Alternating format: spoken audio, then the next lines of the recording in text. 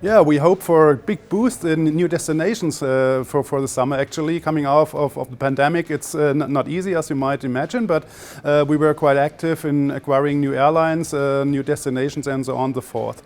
Our focus is on VFR destinations visiting friends and relatives, as well as locations around the Mediterranean. So one focus was to establish new routes to the Iberian Peninsula. We have 2 or 3 new destinations, the Italy and also the Balkan. We have five destinations in the Balkan in the summertime, and up to 9 in Turkey, for instance.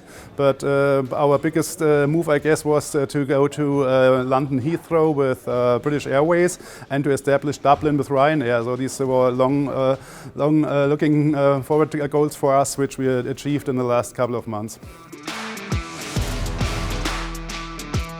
Well, Nürnberg is full of opportunities to visit the city and elaborate also from the industrial basis. For instance, we have a large Christmas market, very famous worldwide, where you normally see also travelers from Asia and America. This will be less this year, most probably, and it was not available to come to Nürnberg the last 2 years. So the city council is trying to extend the term of the Christmas market by 2 weeks, so starting by mid of November, which gives the airlines much more opportunity to have capacities filled up in the low seasons like November, December. So from the hotel point of view, December is in the meantime the most important month in the year if it comes to overnights. We have a good industrial base with hidden champions in the automotive sector, for instance. We have a fair and exhibition company also producing anti-seasonal demand. So their biggest fairs are in the 4th quarter or in the 1st quarter normally. But this year, due to the pandemic, a lot of these fairs were shifted toward the 2nd quarter. So starting by end of March, we see a lot of fairs to the 2nd quarter of this year, which hopefully gives the airlines a boost to fill up their capacity quite easily in the first weeks after the start of the summer schedule.